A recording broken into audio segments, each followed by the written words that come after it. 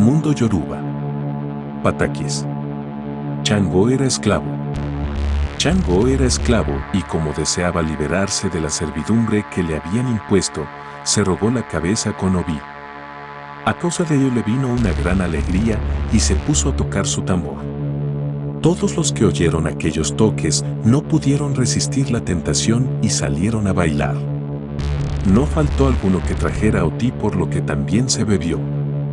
En fin, todo aquello se convirtió en una gran fiesta.